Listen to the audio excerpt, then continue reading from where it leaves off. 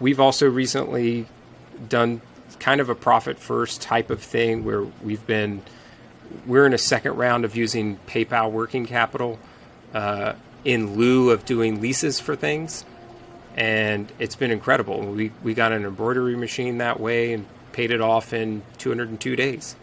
And saved us over $6,000 when we compared it to the proposal we got from the leasing company we used historically to get our automatic presses. So that's been a big game changer too. Because I was just about to wrap up. How does that work? Is that just taking from the payments that you receive via PayPal and they take little cuts out? Yeah, correct. So the way that PayPal working capital works is it takes a percentage which you pick from your incoming payments. Since we process almost all of our online payments go through PayPal, and because of that, we have a high revenue with PayPal. So they approved us for... Why do you choose PayPal, by the way? Ease of use and brand recognition. And honestly, it's cheaper. And now that they have this working capital option, I'm a huge fan, because the working capital loan is flat rate and it fluctuates based on the percentage of your incoming payments. So if you have a slow month, you don't have to stress out that you've got this big payment coming in that you've got to worry about, like a lease.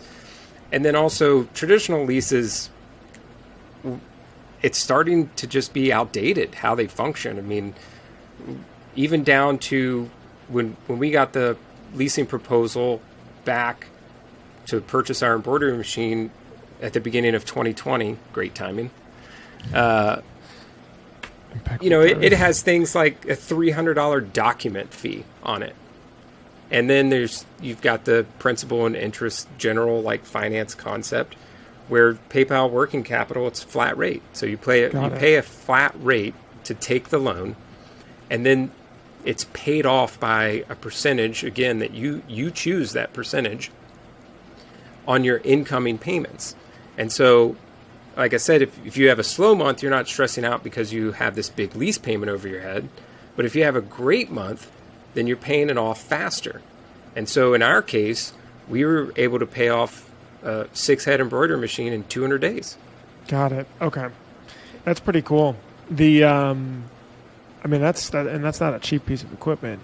I'm assuming this is for new or used. They just funnel you the account. They have your bank account info. Right. So that's it. So it's similar to how a credit line works. It's just basically a chunk of money, and you can use it how you want to use it. And they could take the more risk on you too, because they know your transaction history. Right. It's not like you're applying for anything. They mine it. And then for us, of course, when we founded King Screen in 2006, we also created a PayPal account.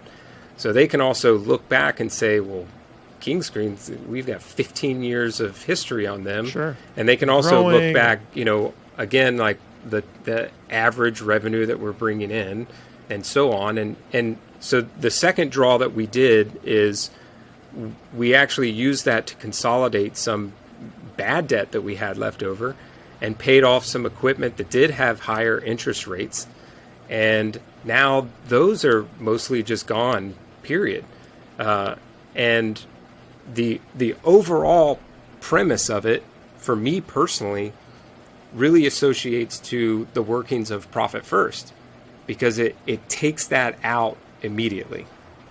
Because my personal issue is I can't have access to it. That's historically been my problem. If I have the reinvestment, I will see some sort of that problem. Yeah, it's like that's my other addiction. It's like I see some sort of opportunity. I'll take it later, or a way to flip it, and I'm gonna borrow from this to do this opportunity, and then I'll put it back. But then of course you never do, and that gets you in trouble really quick, and it has in my life for sure. And so the other benefit is you never even get it, because PayPal takes their percentage before you even have access to whatever's coming in.